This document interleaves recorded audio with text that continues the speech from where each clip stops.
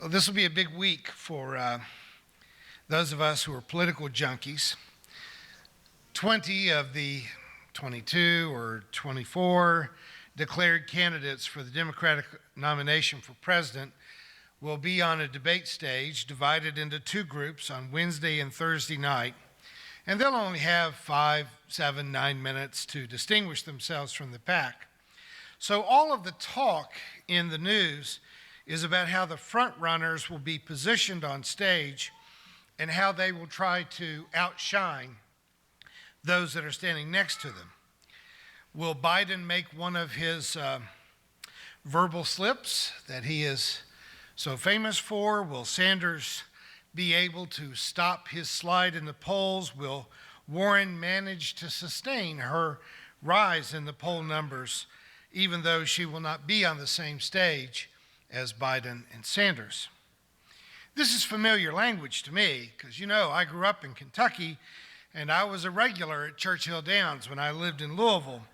So studying racing forms to consider a horse's pole position or the jockey or the trainers or the pedigree, and when all else fails in your $2 bets, go straight for the colors that the jockey and the horses are sporting. And the time frame is about right too, because you find out in 2 minutes who's going to win a horse race, and it's about the same when you've got 20 candidates on stage. I understand why the commentators turn it into a horse race or a beauty contest. They want to make it a contest of people so that you're choosing whether you're going to vote for the brown person or the white person, the man or the woman, the straight or the gay. But the citizens in this huge, at least used to be democracy, are not so much impacted by the person as they are by the policies, by the ideas. But those tend to get tossed off pejoratively with all the depth of name calling that you would find in an elementary school playground.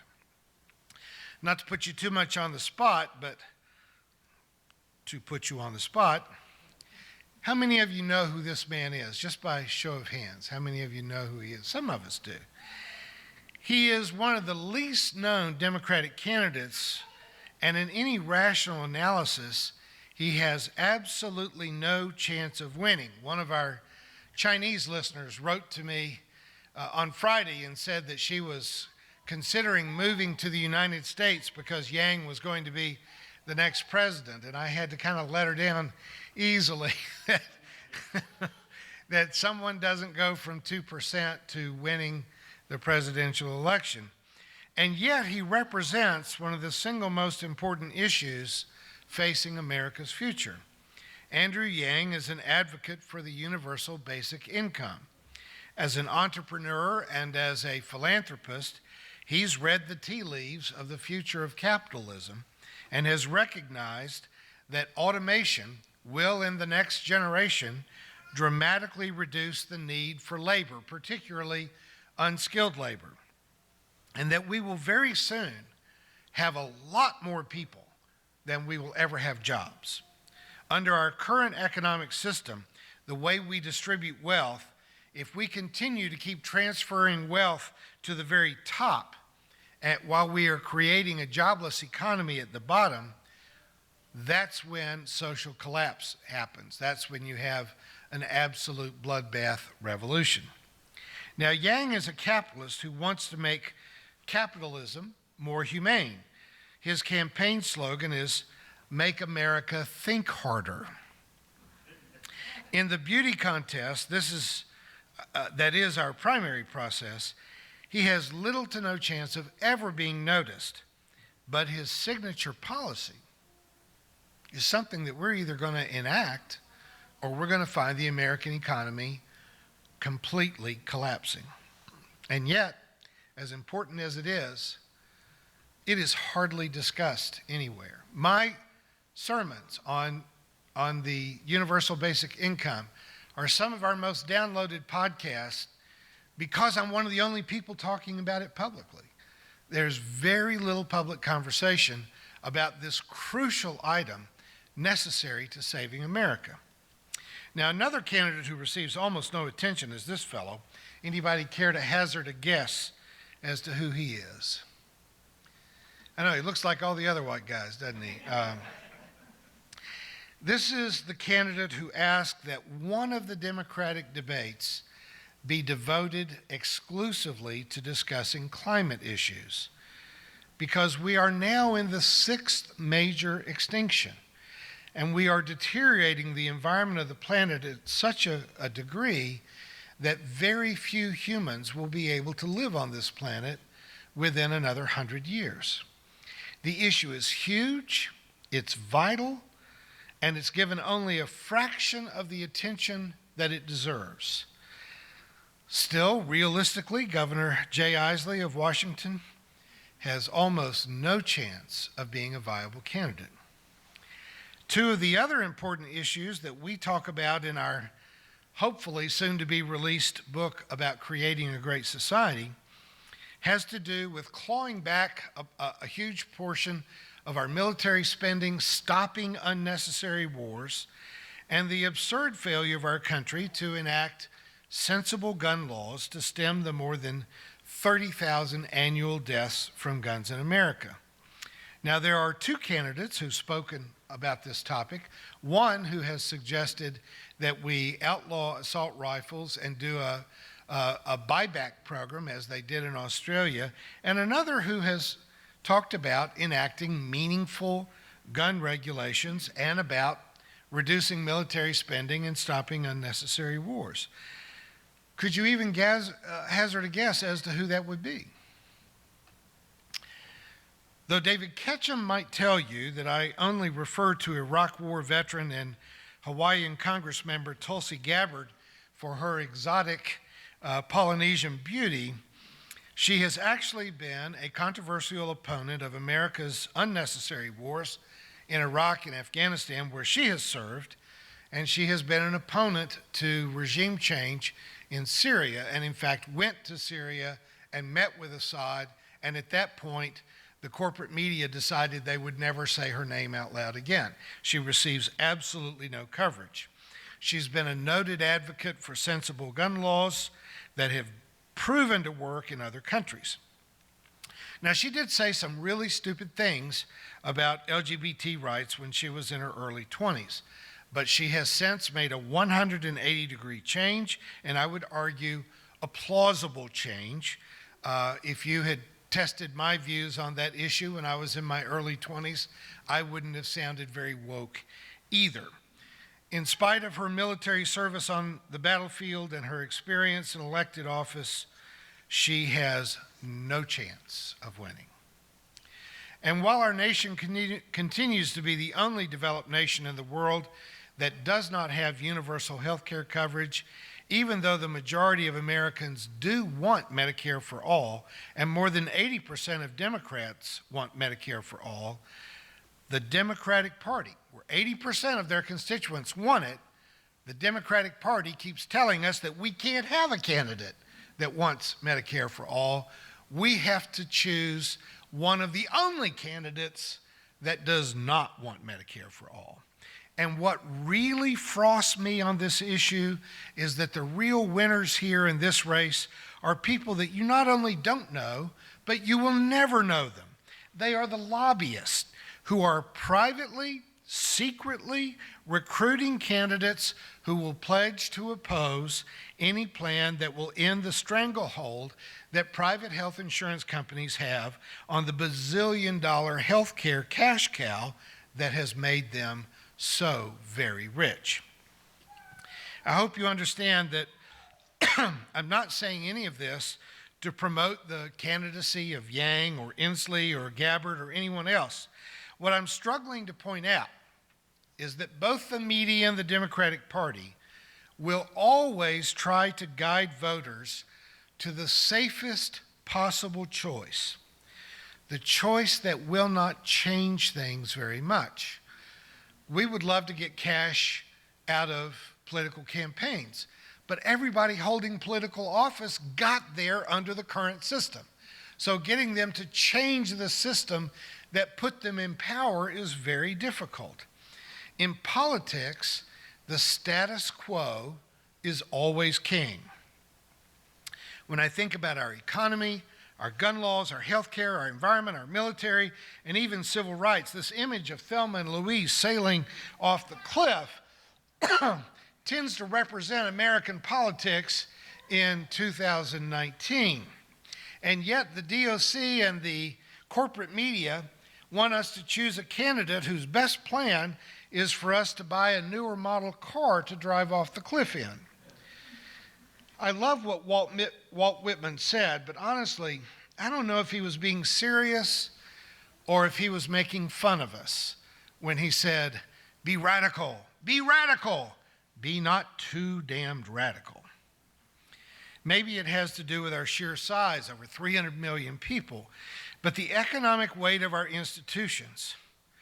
And when we desperately need to make a radical change, it's very difficult for a country of over 300 million people to do it. And so even though you're accelerating towards the cliff, sometimes we just can't seem to change directions. Just for an example, in 2008, when large banks created investment tools that put high-risk loans into commonly traded commodities that then brought about a global recession, starting with a housing crisis.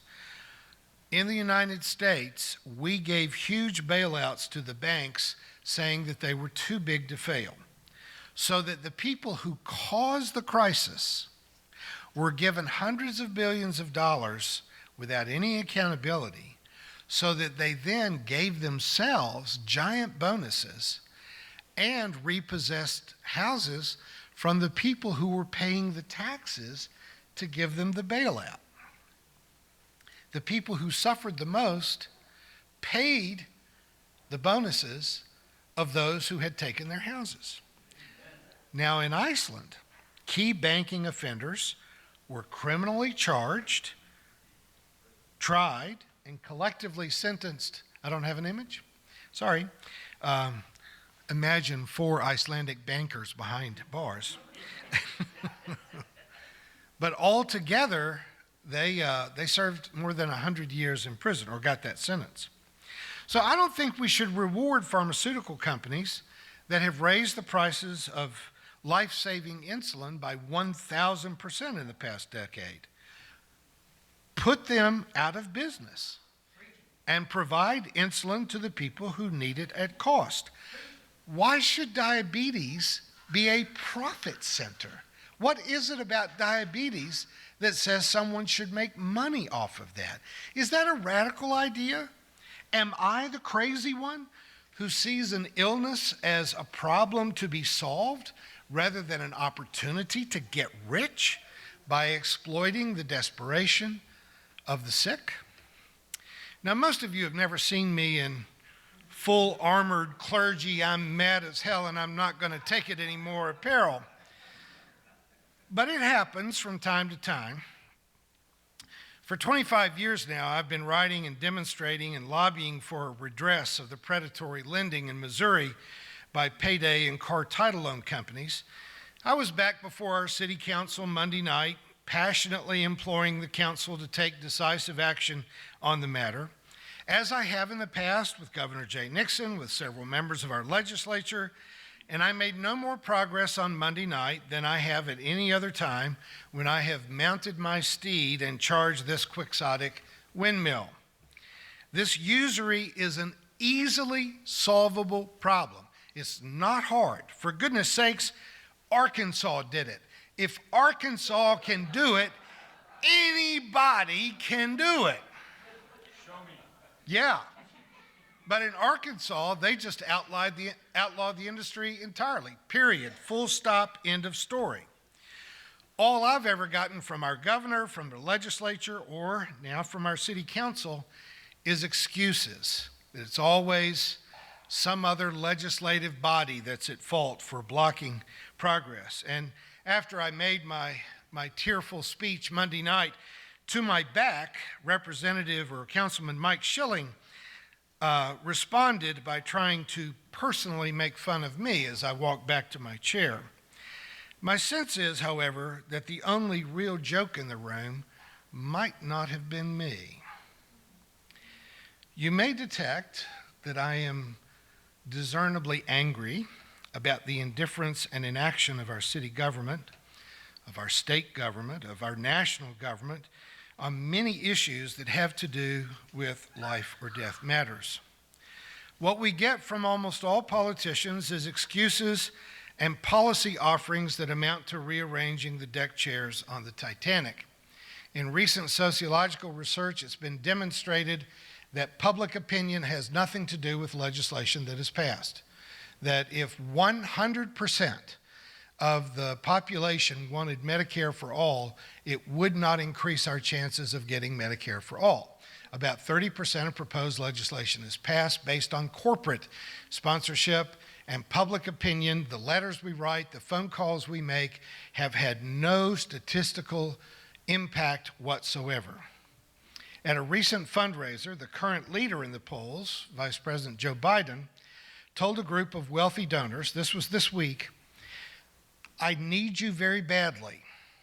Then he said, "No one's standard of living will change. Nothing would fundamentally change." Now that could be his campaign slogan. Nothing will fundamentally change. And as they said on the Young Turks, do people still not understand why progressives are not interested in voting for him? Regardless of the fact that the DOC is doing exactly what they did in the last presidential election, saying, you have to vote for our do-nothing candidate or Trump will win. That they actually believe that the progressive voting public is dumb enough to fall for that again. Now, I am going to lose sleep paying attention to the primary process. And I will vote for the candidate that is willing to make the most radical statements about substantive change on the topics that matter the most. But what I am absolutely certain of is this, that we will never vote our way into the great society that we really want. Our Savior will not hold elected office.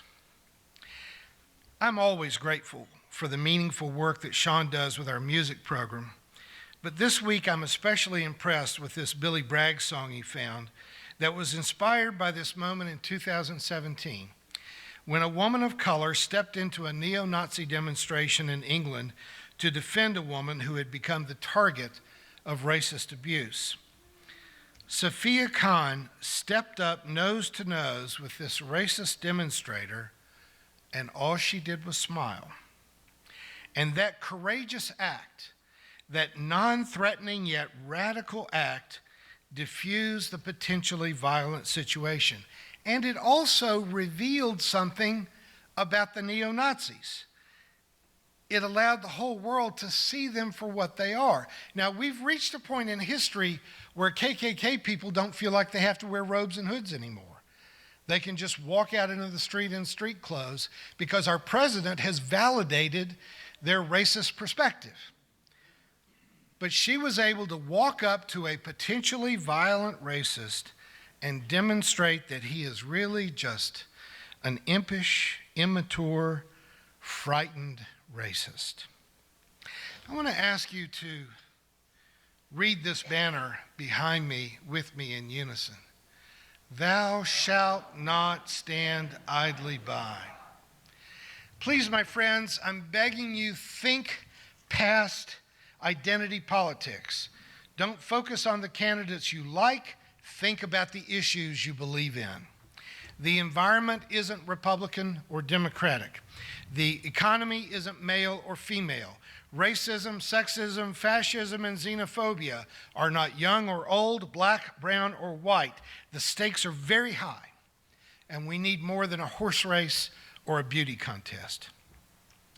I implore you then to be radical, not to be iconoclastic, not just to be a difficult person, not to encourage any kind of childish anarchy, but be radical enough to make real changes in the arenas in which we are racing to drive off the cliff.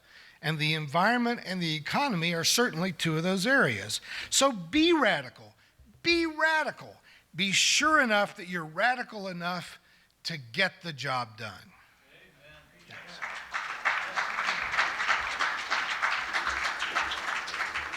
Thank you for watching our videos. We are entirely dependent on the donations of our listeners and members.